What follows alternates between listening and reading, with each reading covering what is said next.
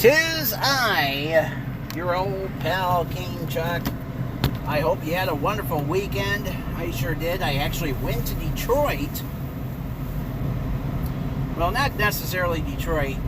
You know, kind of, technically where I went to is, closer to Flint, though. And it's one of those situations where, well, because they were in, this town is in Oakland County, it's considered a suburb of Detroit. But anyway, so yeah, I spent some good time with family. We do this thing every year. They do this thing every year called the greatest night of the year. And it started when my aunt and uncle, they have a middle child who moved to New York City. And he met this beautiful girl there, this lovely lady who eventually would become his wife. They they dated for 15 years, but then they finally got married. They tied the knot a few years ago. And now they're pregnant with their first child again. Yeah. So, anywho, so the baby is expected in 2 months. And it's going to be a girl, by the way. So the story goes like this. My middle cousin would have Thanksgiving with her family on Thanksgiving Day, but then the Saturday after, we would all come to my aunt and uncle's house and have another Thanksgiving, and it would be our family Thanksgiving. It would be, I would come virtually every year, and and we've had this probably since the 2000s or so. And what happened was a couple of years ago, so anyway, not a couple of years ago. So what happened was I was watching some old videos on Facebook of Thanksgiving, week after Thanksgivings of years past. And I get a little misty-eyed because some of the people in the videos aren't with us anymore. They're either not with us anymore, or we cut them from the family, or they cut themselves out of the family. I mean, it's been a really rough several years since COVID. And so anyway,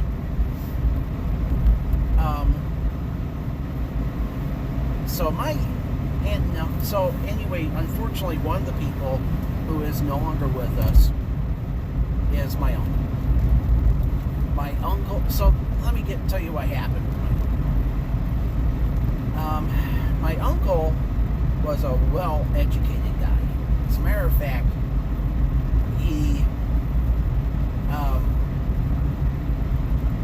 as soon as he got out of college, he got himself this, salesman job, which he had for many, many years. It paid very well.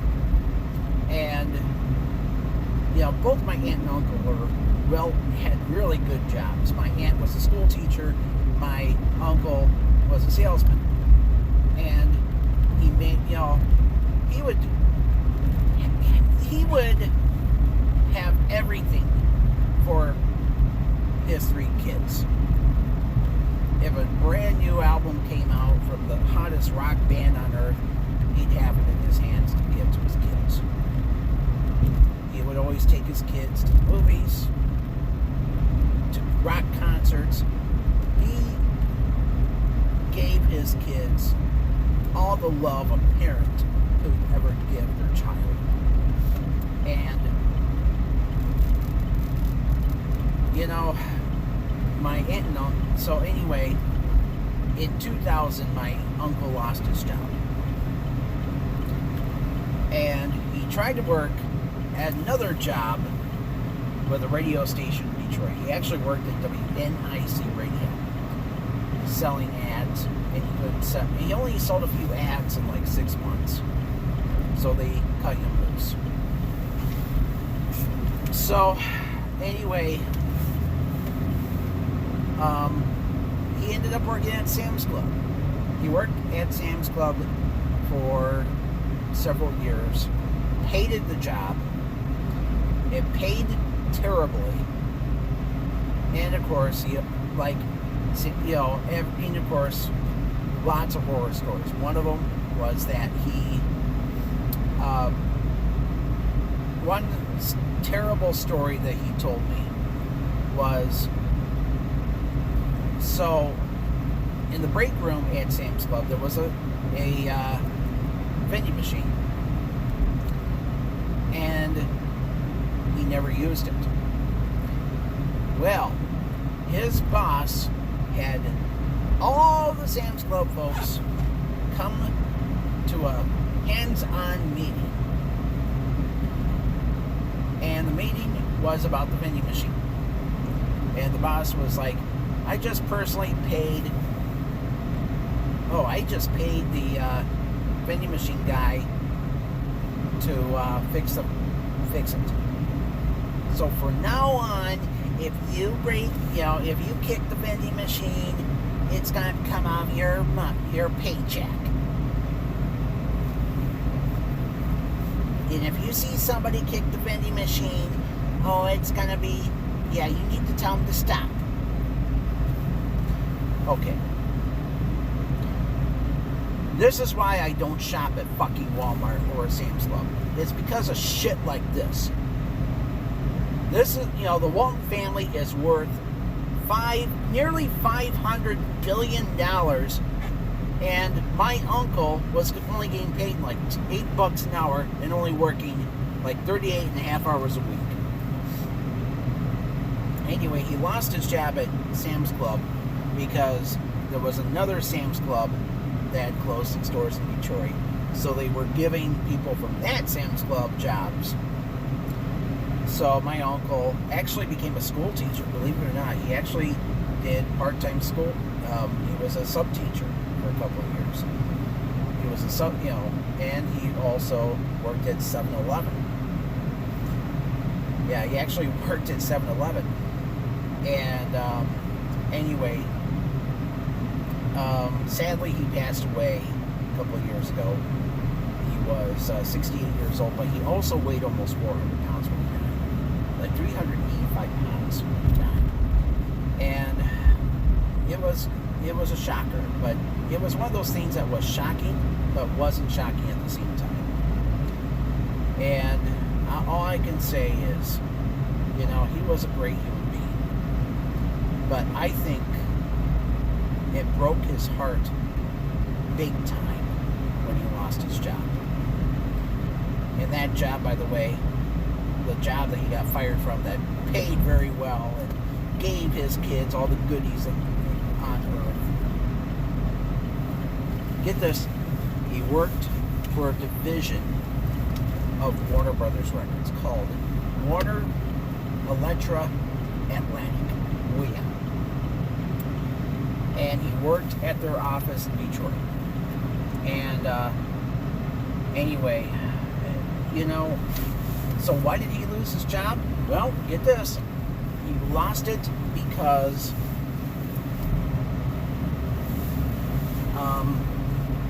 so he lost his job because the parent company of WEA, Time Warner, merged with AOL. And yep, we all know what happens with mergers. A lot of people lose their jobs. Anyway, so it was devastating, and it was a job that I was, it was a very coveted job, to say the least. And my uncle was blessed to have, those kids were blessed to have such a kick-ass dad with a cool job, and they were given a great life. And I was always jealous of them growing up because, my parents were the opposite of my uncle. They were not great role models. They constantly blamed each other for the divorce and, I was always a part of their bad decisions. And, I could go on and on. But now, that very company that my uncle worked for is in the middle of not one, but two big merger talks. So the story goes like this. Last week, it was announced. So anyway, of course, we all know what happened to Time Warner. Here's a little history lesson. So Warner Brothers Pictures was founded in 1923 by four brothers whose last names are, well, what were the names again? Oh yeah, Warner. For Warner Brothers. And of course, in 1927, they really hit pay dirt with a little film called The Jazz Singer. It was the very first film in motion picture history to have synchronized sound and talking. And of course, that movie was a smash hit at the box office, and people were like, "Oh, sound films are a fad. They're not going to last." Well, everything changed. 1929, the film industry started to talk. All movies went talky, and but anyway, the long story short was that in the 1960s, Warner Brothers merged with another company, a Canadian firm called Seven Arts, and then Warner Brothers was purchased by a company called Kinney Corporation. Kinney was a company that made their money owning parking garages. There we go. So they owned parking garages, and then they realized that Warner's was making okay money, so they changed the name of the company to Warner Communications. Then in 1989, they merged with Time Magazine. And of course, Time owned a ton of magazines. Time Magazine, they owned People, Sports Illustrated, they owned those. And Warner Brothers, of course, of all the magazines they owned, they actually owned Mad. They owned Mad Magazine. So in 1989, Time and Warner merged to become, you guessed it, Time Warner. And of course, in 1997-ish, they purchased Ted Turner's media conglomerate, which included TBS, TNT, the Cartoon Network, Turner Classic Movies, and CNN.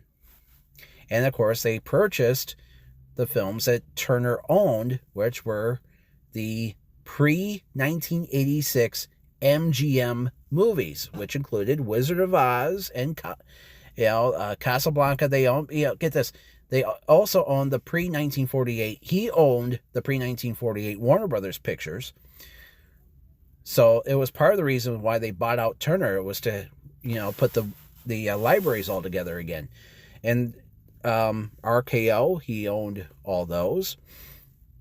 And he also owned all the Popeye shorts from Paramount, because he now owned the films of Associated Arts Productions, which, in turn was sold to MGM. Anyway, so that's kind of a long story short right there. And of course, there was the AOL merger, $150 billion. It turned into a disaster because more and more people were ditching AOL for high-speed cable internet. AOL was dial-up, so AOL went bye-bye. AOL, so the company was Time Warner again, and then, and so this is what happened. The print industry, has been dying for years. So AT&T, so this is what happened. AT&T purchased the company, and they decided to change the company's name to Warner Media and spun off Time Magazines. They spun off Time Magazine and People, and I believe most of the magazines ended up in the hands of Meredith. So AT&T bought out Time Warner. It became Warner Media, and then Warner Media was spun off by AT&T and became part of Discovery, the Discovery Channel. So now all the networks that they had, all the cable networks, you had the Discovery Channel and History and TLC, they were now part of the Warner Brothers canon. So now Warner Brothers Discovery is, ended up back on the market again. So now they have two offers. Offer number one, Netflix.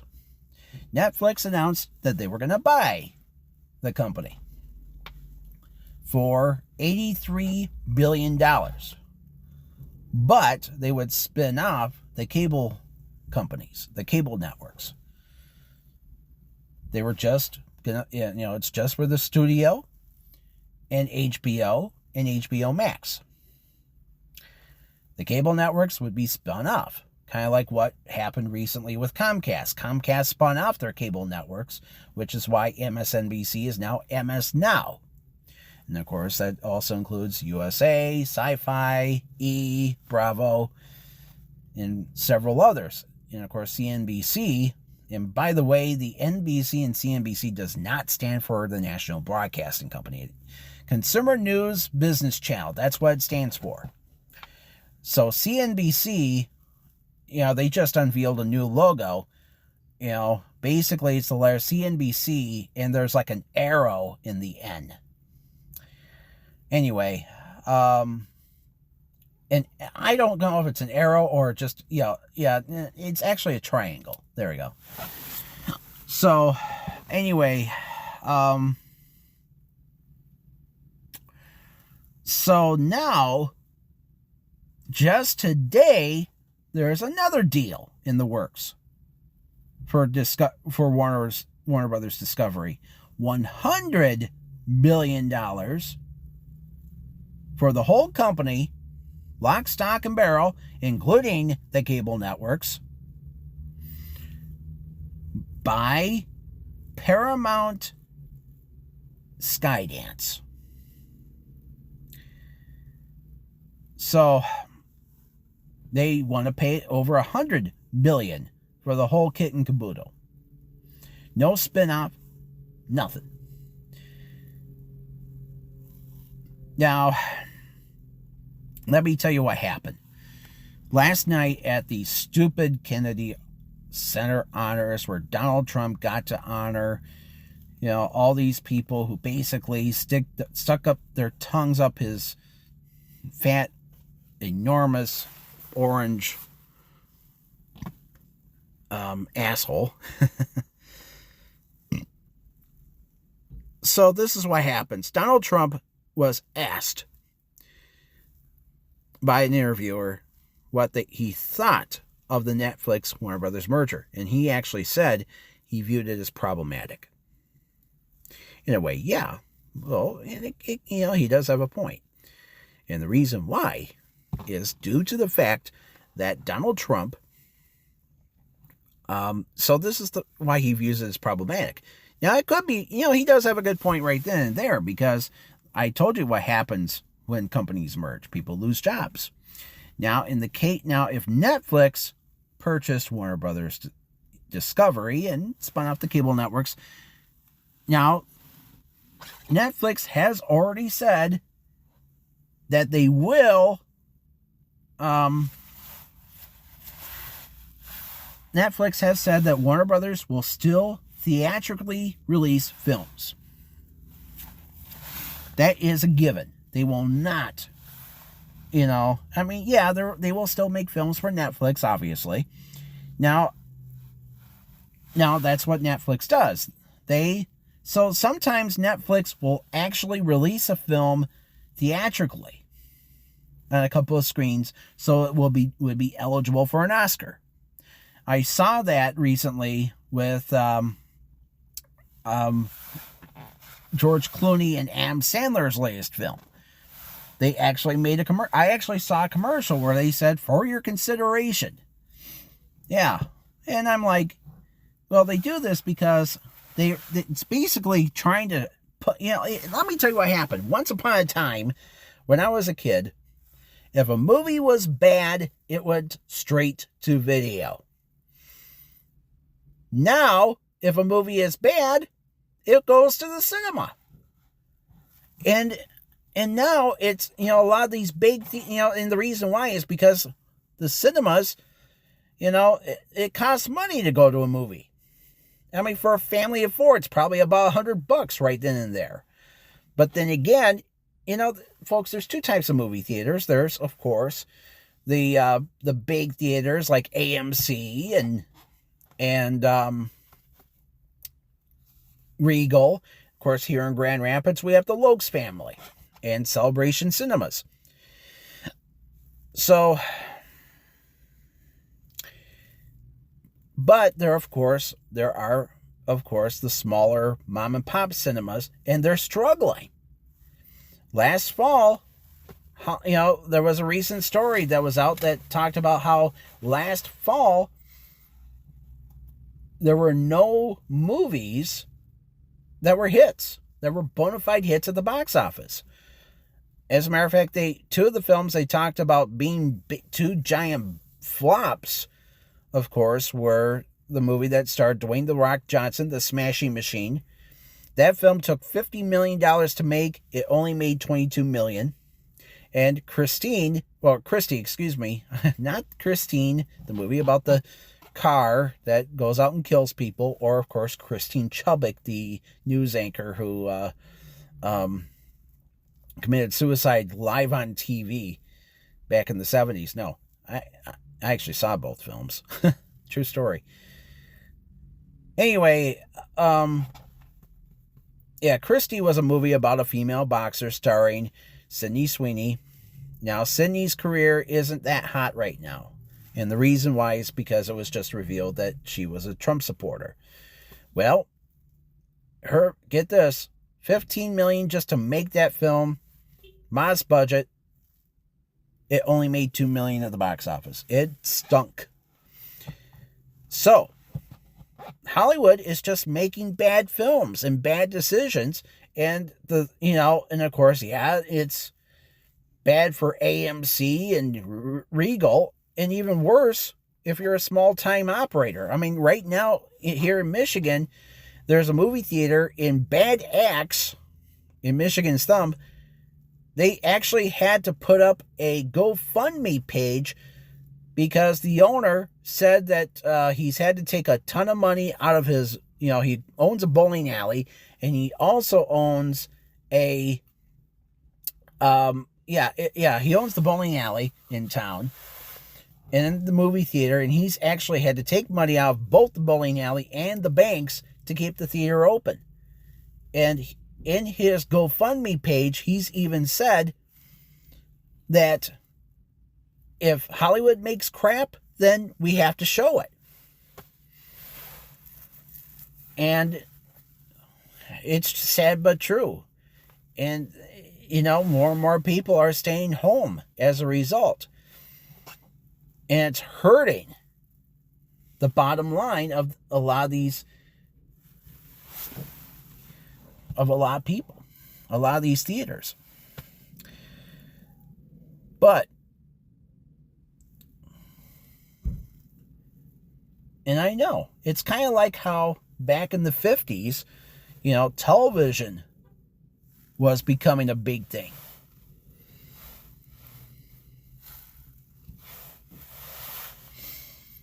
And when television became big, it hurt the theaters.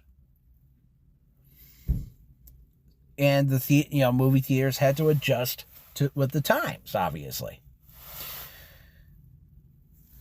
Anyway. But, I also look at Paramount Skydance, which, by the way, is controlled by the mega wealthy Ellison family. Larry Ellison, of course, was the founder of Oracle, the software company, and his son started Skydance. So the Oracle family, they got their mitts all over this company and Paramount Pictures. Of course, recently, Skydance purchased Paramount for, I think, $8 billion from the family, and of course it was all a big corporation to begin with, but Sherry Redstone, whose father controlled Paramount, Sumner Redstone, she walked away with about $2 billion. Good for her. But so the story kind of goes like this. So let's remember what happened with Paramount. Paramount, of course, owns CBS. And CBS had to make good with Donald Trump not too long ago. Let's remember what happened. Donald Trump was suing CBS for $16 million because they aired a news story that on 60 Minutes about Trump. It was an interview between, 60 Minutes and Kamala Harris, and CBS, according to Trump, CBS edited it to make it look like Trump was a bad guy. Well, guess what happened? Donald sued, and, it was a stupid lawsuit. It was a baseless lawsuit. Any lawyer will tell you. Any law expert would tell you. And guess what? CBS said, okay, we want you off our back, Trump. Here's your money. Let's go. So they did. So they basically were kissing Trump's ass all over the place. And one of the things that they did was they hired this nasty hoe named Bari Weiss to be the editor-in-chief of CBS News. Bari is ultra right-wing, but she's also a lesbo. And yeah, she's like Tammy Bruce. So anyway, the rest of the story is that Bari Weiss recently made headlines because she's now doing these town halls with CBS News with Erica Kirk, the widow of ultra right-wing fascist asshole Charlie Kirk, who of course had his, was murdered by a right-wing Mormon several months ago. I almost said had his brains scattered, but, actually he was shot in the neck. But anyway. So a lot of people are pissed off about it because it's ruining the integrity of CBS News. For the longest time, when people thought of CBS News, they thought of one word: integrity. Walter Cronkite was integrity. He told the truth and nothing but the truth for decades. And to me, in CBS, it's like ever since he retired, CBS has been in a bit of a downfall. Some people are like, Dan Rather was a terrible man. I mean, honestly, I think Dan Rather was one of the last true good newsmen out there. And we're thankful he's still alive. He's actually the last of the major three news anchors who were around when I was a kid. The other two being Tom Brokaw and Peter Jennings, two great guys, I should say. And he's the only one still around. Peter Jennings died. Well, actually, I'm wrong. Tom Brokaw's still alive. Whoops. Sorry, Tom. Tom is still around, although I know he's not in the greatest of health. I know that he had some disorder or something like that. But anyway, back to CBS. Yeah, Peter Jennings was a smoker and died of lung cancer. So anyway, the rest of the story was that CBS, they've been eating shit for years, even before Bari Weiss. And now they are thinking that, we'll try to get some Fox News viewers. Basically what they're doing is they're kissing up to Trump by telling him, we're going to do some pieces that will be pro-Trump. And that's what they're doing with Bari Weiss. Bari is, what she's doing is she's doing these stupid town halls with Erica Kirk to appeal, to tell the Fox News crowd that CBS is now your network.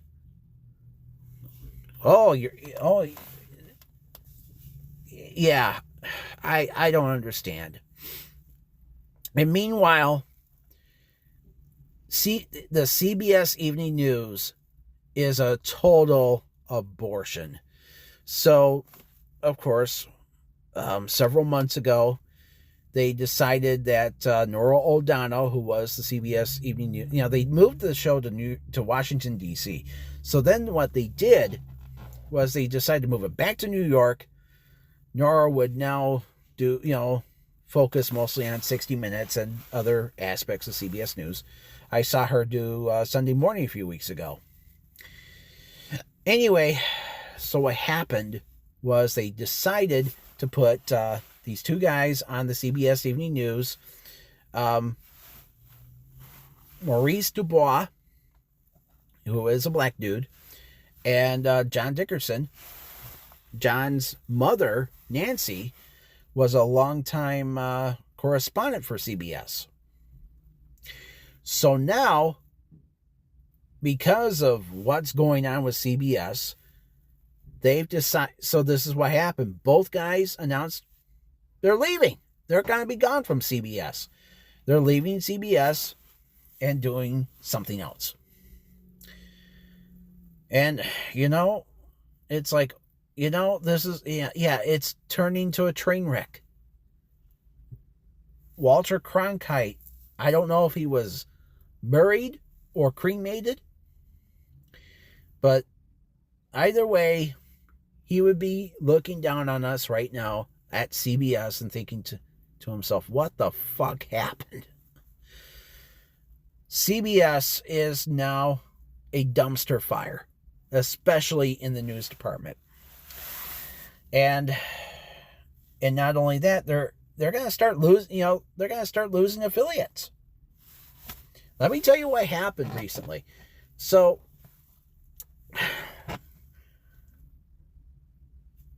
get this. CBS is going to lose pretty soon one of its most unique affiliates. KXGN, Channel 5, Glendive, Montana. They've been with CBS for over 65 years. Nearly 70 years. So the story is that KXGN was owned by a guy named Stephen Marks. Stephen had the penchant of buying up small TV stations. He even owned this one station in Miles City, Montana. It was a NBC station. KYUS. Cayuse, named after a pony, type of pony. Anyway, KYUS was started up. You get this. They were on this show called Real People, which was this old TV show from the 70s that was produced by George Schlatter. George Schlatter was the guy who created Ron and Martin's Laughing. So what happened was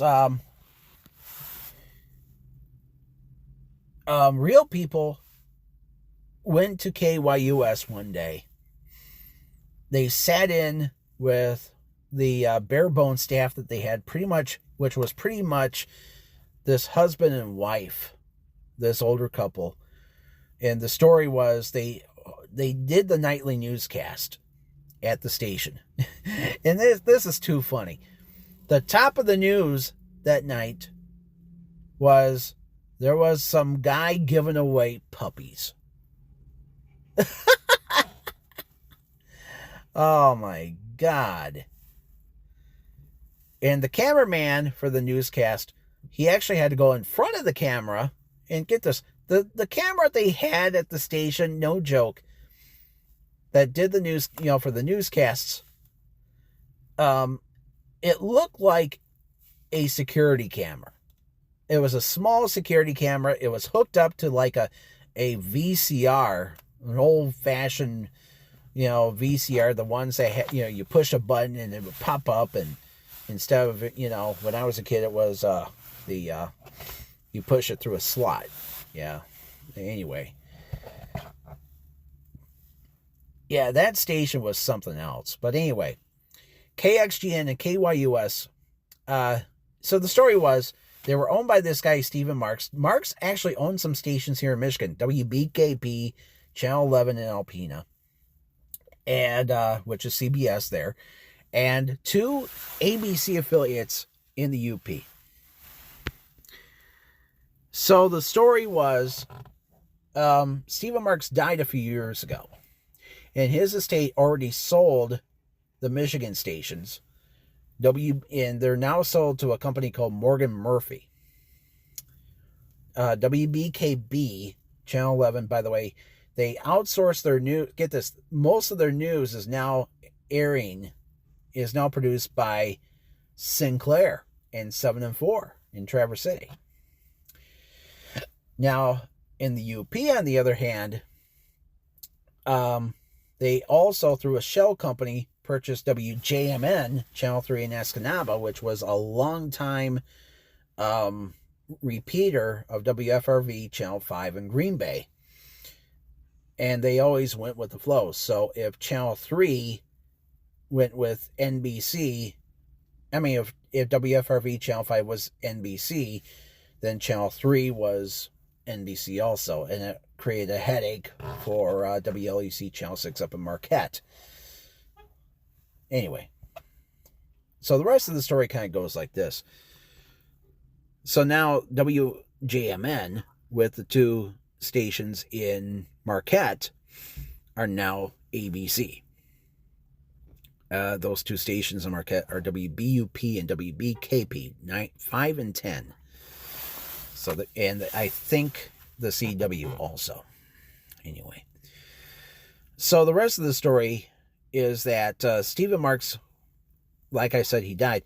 So get this, KXGN and KYUS are in the process of being sold. Are you ready for this? To Montana PBS. They are going to soon become affiliates of PBS, which is kind of unusual considering that, PBS and NPR recently were given huge cuts by Trump. So somehow they conjure up all this money to purchase KXGN and KYUS. Probably not worth a lot of money. I mean, the Marks family have been trying to sell the stations for quite a while and move on with their lives. So good for them. But, but here's the thing. It used to be that when a town lost a type of TV station. So, it's like, here's the thing about Marquette. Marquette used to be a 2-station market with 4 networks. And I already told you with WJMN Channel 3 in Escanaba. If WFRV Channel 5 was CBS, then they were CBS. If they were NBC, they were NBC, and so on. So what happened was poor old WLEC Channel 6, up until the mid-90s, was a dual affiliated station. Same with KXGN Channel 5. They were CBS and NBC for decades. Now in the case of Channel 6 in Marquette, let's say if Channel 3 was NBC, then 6, and this was from when the station signed on in 69 up until 83 or so, they were CBS. Channel 6 was CBS and ABC.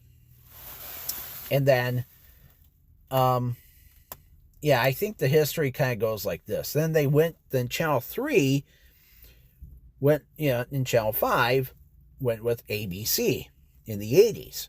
So Channel 6 stayed with CBS primary, but went with NBC for a secondary. And they cherry-picked the popular shows from NBC. And then they also picked up some shows from Fox because of The Simpsons.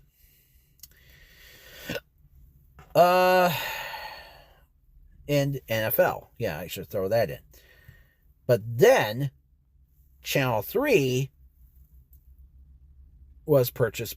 get this, in a shocker, they were actually purchased by CBS.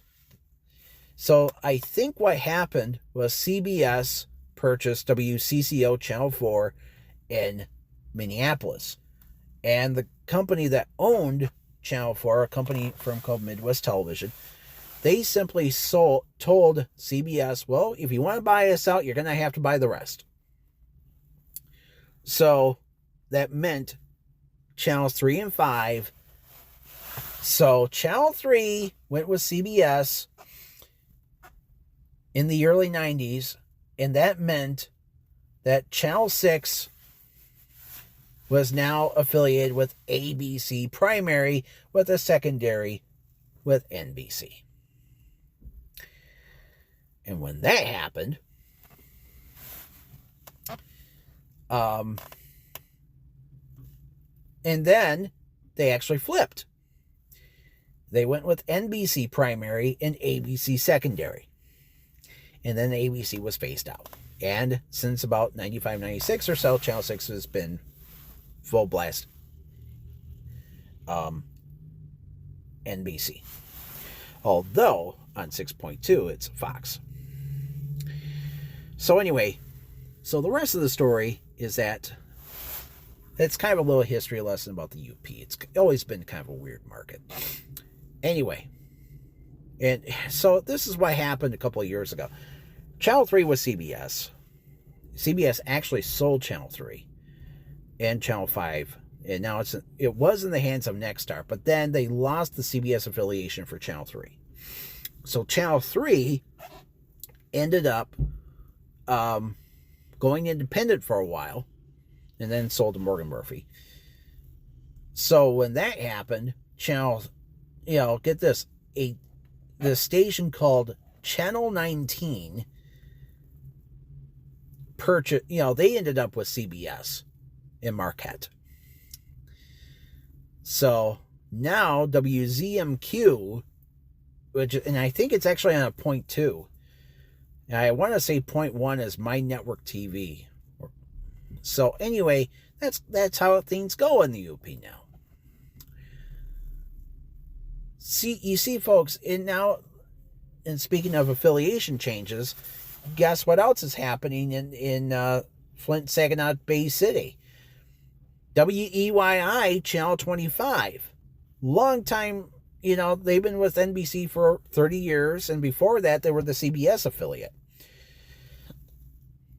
And they're the oldest TV station in town. They've been around since 1953. WEYI will flip so they're going to go with another network. They're going to be one of the, get this. Sinclair is actually buying the station from one of the shell companies that owns they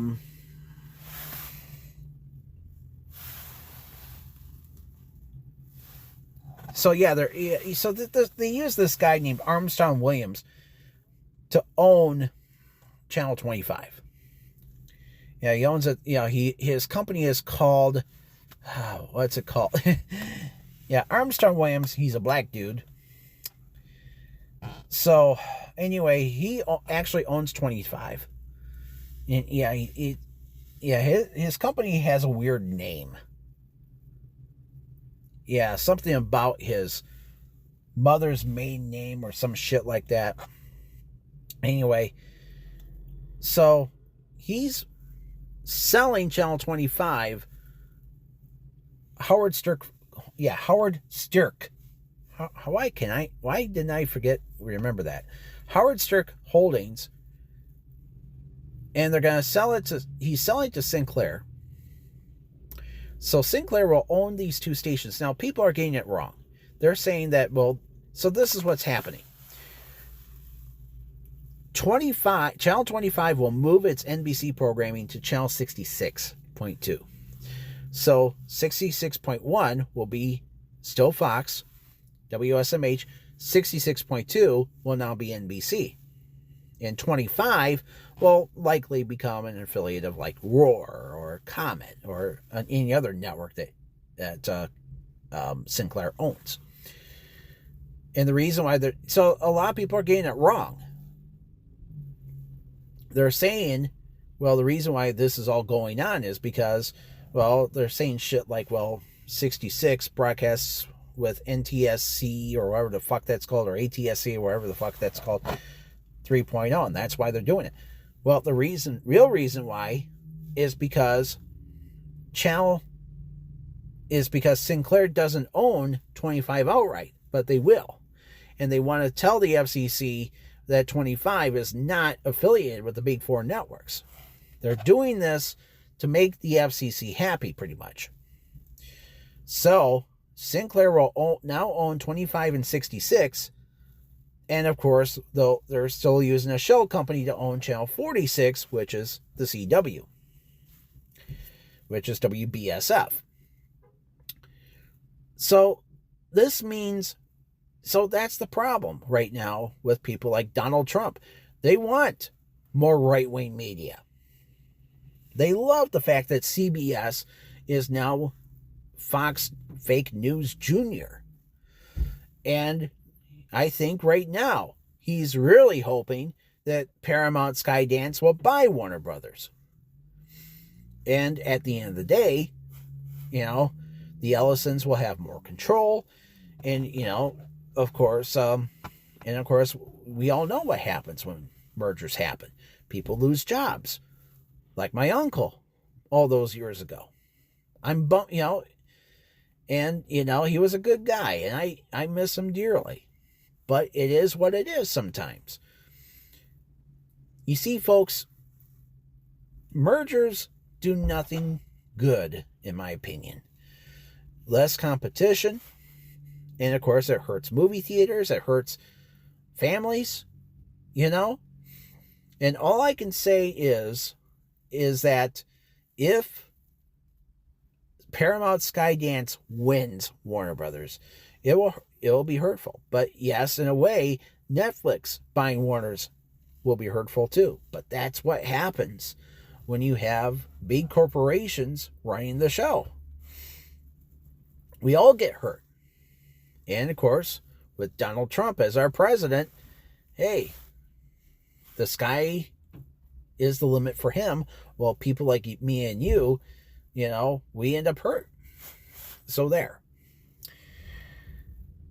So anyway, all I can say is we'll keep a very pierced eye on the situation. It is sad that people will be squeezed, and that's the way of life, I guess. And all I can say is, that's another thing I want to say.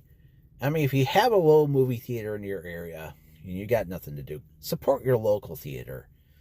That's all I have to say. I'm so proud. I grew up in a small town in northern Michigan that has the Elk Rapids Cinema and the Chalfont Foundation, which owns it. They've done a brilliant job with it. Of course, they also built a radio station and so on and so on. I'm hoping that, they'll keep doing a lot of good work for Elk Rapids. And same with a lot of these small town operators. I just hope that Hollywood will start listening to people and theater owners and so on. I know.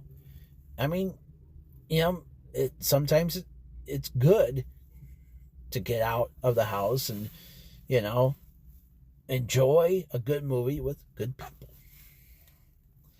And that's all I have to say about that. But Hollywood has got to do a good job, too, of making good movies. So, there you go. All right, folks. I got to get going. Good day and good luck.